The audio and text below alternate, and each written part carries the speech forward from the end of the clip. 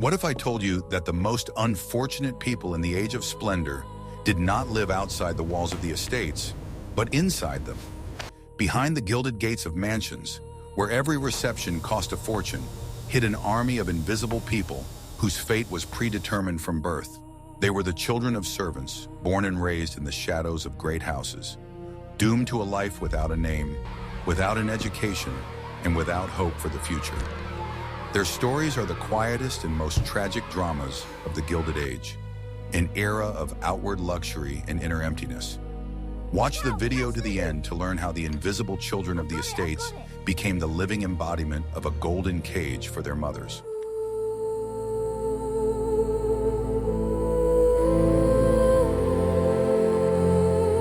Are you ready for the shocking truth? The truth is that the huge houses of the Gilded Age were built not only of stone and marble, but also of cruel social rules that clearly divided everyone into the visible and the invisible. The children of servants, born in basements and attics, were the most invisible of all the inhabitants. They belonged neither to the world of the masters nor to the world outside the walls of the estate, remaining forever locked in this intermediate dark space. Their existence was an inconvenient truth that the owners of the house preferred to ignore and sometimes actively hide from their guests. Their mothers, who worked as maids, cooks, and laundresses, were strictly forbidden to openly raise their children. The main rule was simple and cruel: children must not be seen by the owners, especially their children. If a child could disturb the impeccable order or break the silence, it became a threat to the entire household hierarchy. Therefore, children were taught to be silent and inconspicuous from an early age, which broke their psyche. The upbringing of these children boiled down to one thing: teaching them to be ghosts. They were told which stairs they could use, at what times they could go out into the yard, and which corridors should always remain closed to them. They had to be able to quickly hide under tables or behind furniture if they heard footsteps approaching from above, that is, the owners or their guests. Life turned into an endless game of hide and seek where the stakes were too high. Breaking the rules threatened their mother with immediate dismissal. Education was practically unattainable for such children. Their mothers had neither the time nor the means to send them to parish or elementary school. The owners of the estates did not consider it their duty to take care of the education of their servants' children, since these children were originally intended to become the next generation of servants. Thus, the children were doomed to repeat the fate of their parents, unable to escape the cycle of poverty. The real tragedy was the absence of childhood as such. For these children, there were no games, laughter, or carefree moments. From the age of 6 or 7, they began to perform the simplest tasks: cleaning shoes, carrying coal, and helping in the kitchen. They became little unpaid apprentices to their mothers and other servants. This was not just work training, but the beginning of their lifelong service. The problem of identification was particularly acute. The servants' children had no place of their own, no room in the house. Their beds were folding beds that were hidden during the day, in closets or under stairs, or they slept with their mothers in cramped servants' quarters. They literally had no place of their own, which symbolized their position in this world. They were not supposed to exist in the space of their masters. The psychological pressure on these children was enormous. They constantly felt inferior and dependent. The constant fear of punishment, which they saw in their mother's eyes, prevented them from relaxing. This fear was ingrained in them from childhood, shaping them into submissive and silent people who always had to know their place. Their only company was other servants' children, but even this interaction was strictly controlled. They were not allowed to talk loudly or play so that they would not be heard upstairs. Therefore, their friendship was quiet, invisible, consisting of silent glances and shared secret games in dark corridors or in the backyard. They were a secret community of invisible people. Servants who came from abroad faced an even more difficult situation. Their children were not only invisible, but also did not fit into the local community due to language and cultural differences. Thus, they found themselves doubly isolated, becoming strangers among both the American servants and their wealthy employers. For them, the path to social mobility was practically sealed. What do you think was the hardest thing for these children? The lack of education or the constant feeling of invisibility and uselessness? Write about it in the comments. In the meantime, don't forget to subscribe to our channel to find out how these children became living shadows whose fates were sealed.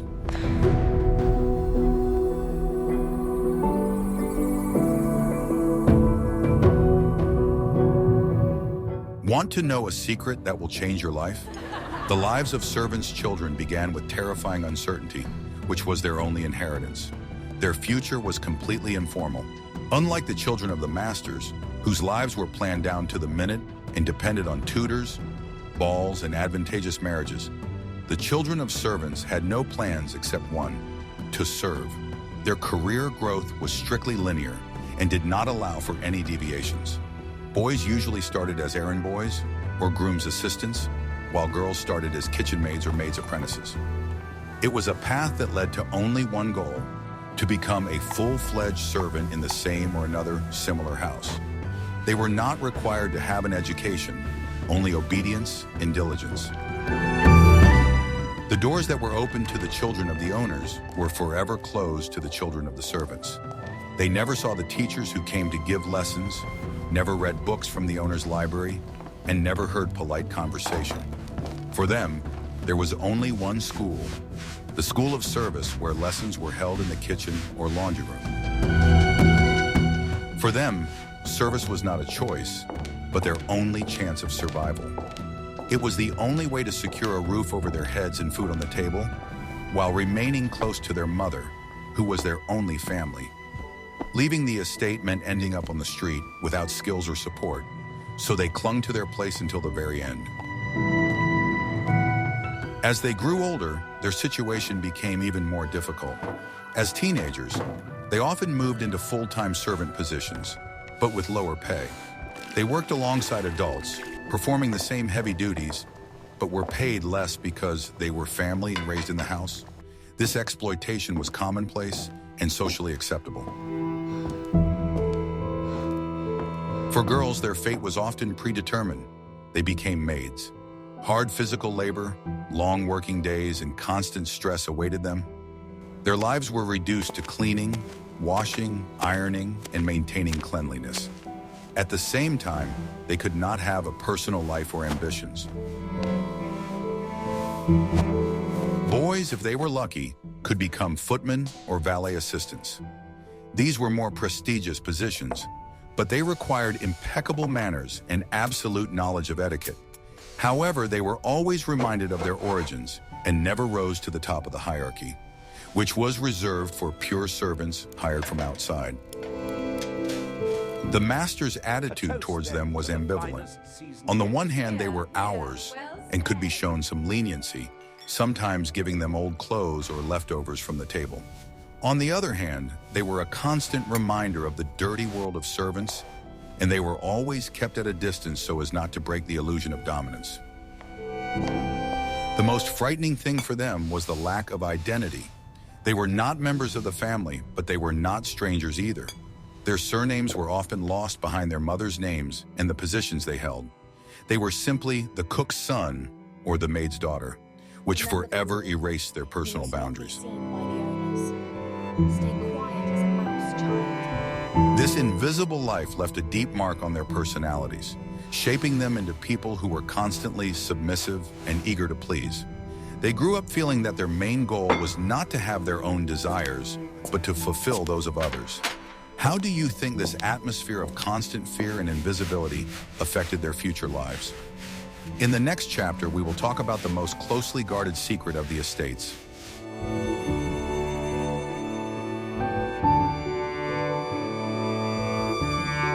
I will reveal the best-kept secret of the Age of Splendor. This secret was that the children of servants unwittingly became a mirror reflecting the tragedy of the mistresses of the house themselves, living in luxurious but no less cramped golden cages. The fate of these children was tragically linked to the restrictions and pressures experienced by wealthy women. Wealthy women in the Gilded Age were hostages to their reputation and social status. Their lives were a public performance, where every appearance, every word, and every outfit was subject to harsh public scrutiny. They could not engage in business, science, or politics, and their only job was to run a flawless household and bear heirs.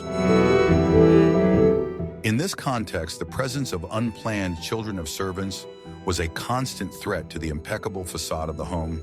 These children were a reminder of human weaknesses and needs that had to remain outside the ballrooms. The mistresses of the house, themselves under pressure, transferred this tension to their servants and their offspring, demanding absolute invisibility from them. Mothers who worked as maids often looked at the mistress of the house with bitter admiration. They saw her jewels and her dresses, but they did not see her loneliness and lack of freedom. On the other hand, the mistresses of the house may have felt subconscious envy towards the maids, who despite their poverty, could have children and show them at least some affection, while their own motherhood was often regimented and cold. The tragedy was that both groups of women, the rich mistress and the poor maid, were unfree.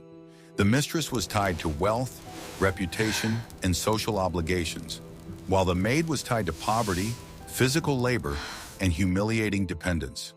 The children of servants became silent witnesses to this shared female bondage, locked up in the same house. As they grew up, the servant girls watched the daughters of their employers. They saw their expensive dresses and refined manners, but they also saw how their lives were turned into commodities on the marriage market. They saw rich girls marrying for money without love, to men they did not love, and understood that even wealth did not guarantee happiness. This created a bitter paradox. The servants' children, having nothing, possessed one thing that their masters could not buy: the right to simple, unregulated labor and an uncomplicated, invisible existence. Their lives, devoid of luxury, were, in a sense, more real and less dependent on public opinion. It often happened that the mistress of the house, feeling her own emptiness, would show strange, inconsistent kindness to a servant's child. She might give him an old toy or a worn-out dress, but this kindness was not charity, but merely a way to ease her conscience or temporarily alleviate her loneliness.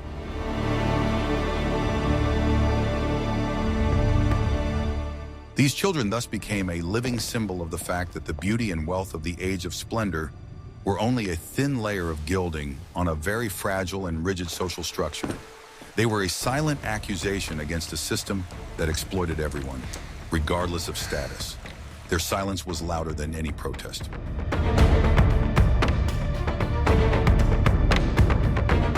Their stories prove that the human cost of luxury was very high, and it was paid not only by those who built these mansions, but also by those who lived in their shadow. Their fates are a sad reminder that status and money cannot buy true freedom. If you agree that every era has its invisible victims, please like this video.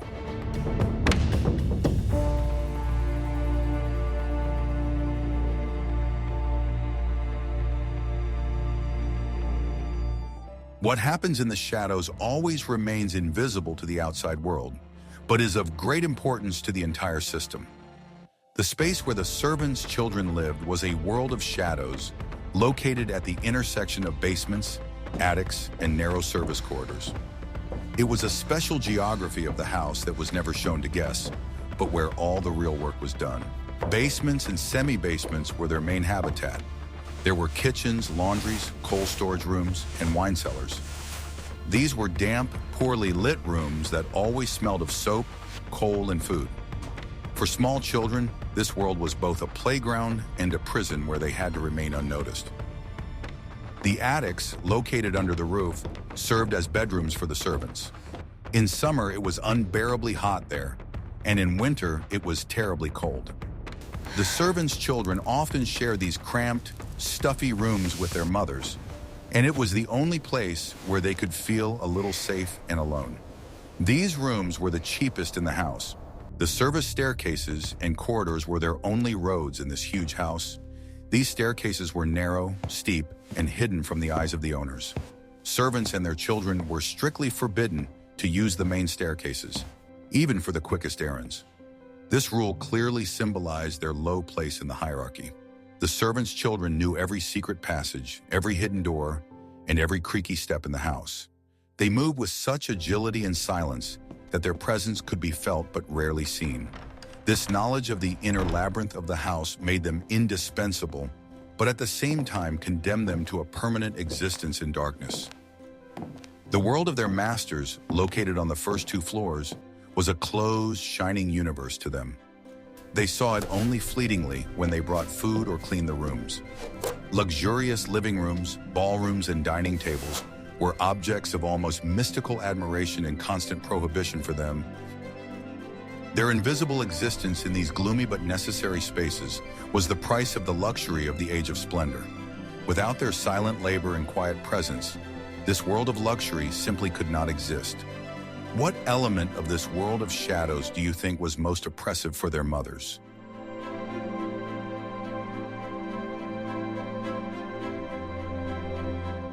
The children of servants did not acquire their skills and knowledge from books and textbooks, but through direct, daily imitation of adults. Their education was practical and informal, happening on the fly and woven into the routine of housework. It was a school of survival where mistakes were costly.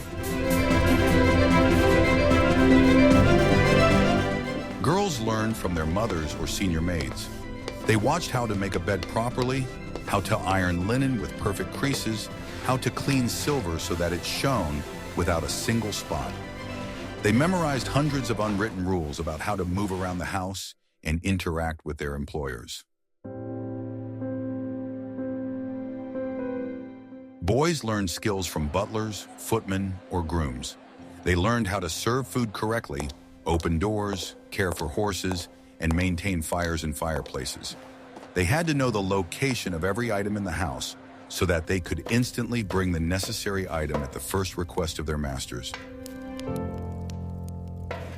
This training process was very strict and required absolute attention. The slightest negligence in work could provoke the anger of not only the mother, but also the senior servants.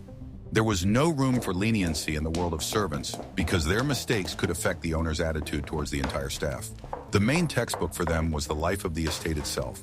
They studied the daily routine of their employers, their habits, their preferences in food and clothing. They became experts in behavior, although they themselves never participated in social life. These children developed phenomenal powers of observation. They had to be able to read faces and anticipate their employers' wishes before they were spoken. This was necessary in order to be inconspicuous, yet as effective as possible. Their diplomas were not on paper, but in their impeccable ability to do their job. When a young servant reached the age at which he could perform all his duties independently, it meant that he had passed the exam and was ready for full-fledged service.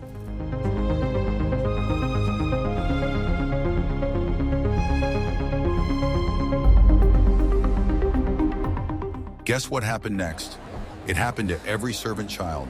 They paid a huge price for their invisibility. That price was expressed in complete and constant silence, which was their main weapon and curse. They were doomed to a life without a voice and without the right to their own opinion. Silence was the first and most important rule. Children were not to attract attention, ask questions, or interfere in conversations. Their presence had to be as quiet as the movement of dust particles in a sunbeam. This rule shaped their character for life. They saw and heard everything that happened in the house. The quarrels of the owners, secret meetings, the drunken antics of guests, financial problems. The whole underside of wealthy life passed before their eyes. However, they had to keep these secrets as the most precious of secrets. Conversation with the owners was only possible in the form of an answer to a direct question, and it had to be brief and respectful. They were not allowed to initiate conversation or express their thoughts. Their voice was only useful for confirming receipt of an order. This constant suppression of voice and opinion led to the formation of deep emotional closure. They could not share their fears, joys, and grievances. All emotions remained inside, accumulating and turning into an invisible burden. Their quiet, invisible labor was the cornerstone of the luxury of the Age of Splendor. Their silence ensured the peace and privacy of their masters. How did this constant silence affect their ability to start their own families in the future?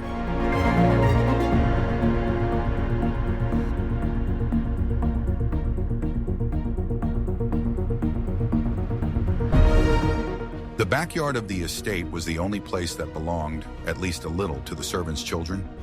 It was a place devoid of luxury, but it had its own harsh freedom. Here they could be a little louder, a little more visible, and a little more themselves. The backyard served as a workspace. Laundry was dried here. There were woodsheds, garbage cans, and stables. It was the unpretentious part of the house, where beauty did not matter, only functionality. For children, it was a place for their first lessons in life. Here they learned to work with tools, care for animals, and help in the garden. The backyard was their university of applied sciences, where they mastered all the skills necessary for future service. They could also play here. Their games were simple and quiet. They built huts out of old boards, hid behind garbage cans, or imitated the work of adults. They did not have expensive toys and learned to find joy in the most ordinary things. Relationships with other servants here were more open than in the house. In the backyard, they could hear adults talking, learn news from the outside world, and feel part of a close-knit, albeit invisible, community. However, even here, they were not completely free. At any moment, the mistress or a senior servant could appear with an errand, and the games would instantly stop. The line between work and leisure was very thin and constantly violated.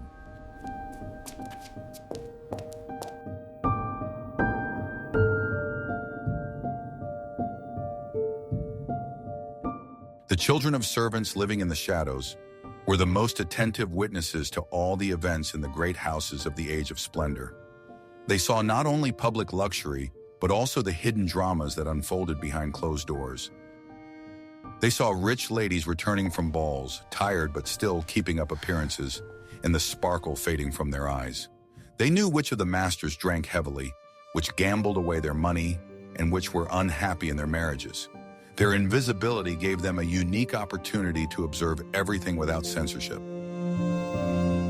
They witnessed financial downturns. When trouble came to the house, they were the first to notice how the mood of the owners changed, how the staff was reduced, and how expensive items began to disappear. They saw how quickly the gilding melted away when wealth disappeared.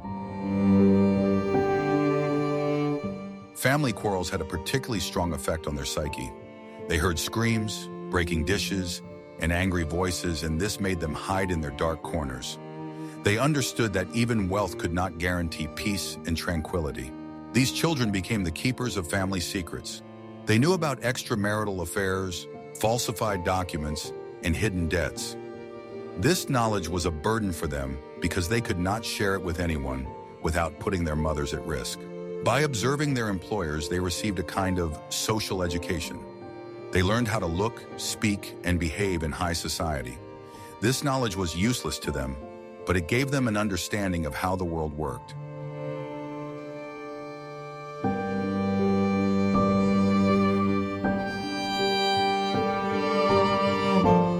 The children of servants in the Gilded Age were a lost generation, sacrificed on the altar of luxury. They were raised in a system that gave them no opportunities, only took them away. Their main loss was the lack of choice. Unlike the children of immigrants or workers who could go to school or try to change professions, the children of the estates were tied to their mother's home, and their fate was predetermined. They lost their individuality. From childhood, they were taught that they were not important as individuals, but only as workers. Their desires, dreams, and talents were suppressed in the name of efficiency and order. The emotional loss was no less significant. The constant silence and emotional restraint they had to demonstrate meant that they were unable to express their feelings openly. They grew up emotionally deficient. They were lost to the outside world. Without education, contacts, or social skills beyond those needed for servitude, they could not find their place outside the estate. They were only fit for service. Many of them, as adults, faced difficulties in starting their own families. Their past, their social status as homegrown servants, often scared off other people who did not want to tie their lives to someone with no future.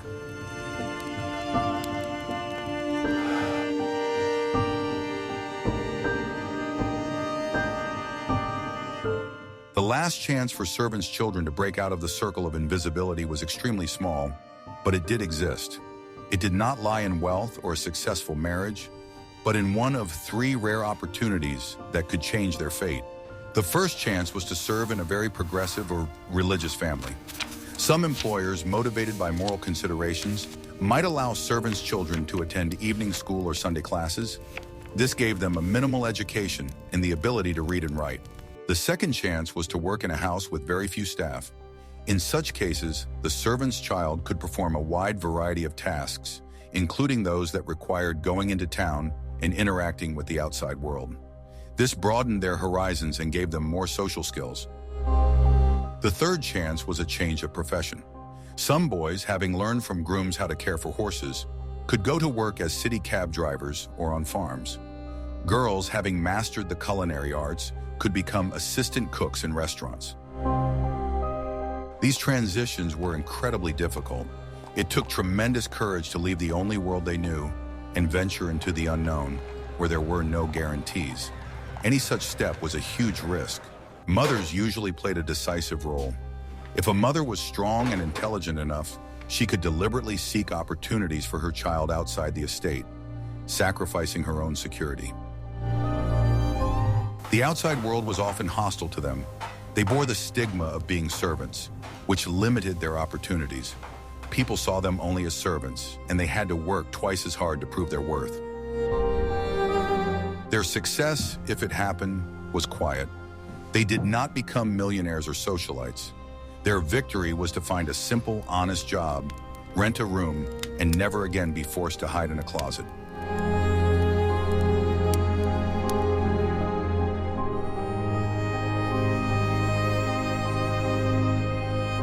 We have examined the tragic fates of the children of servants who grew up in the shadows of the great houses of the Gilded Age. Their invisible lives, deprived of education and the right to a voice, were the price society paid for outward luxury and ostentatious splendor.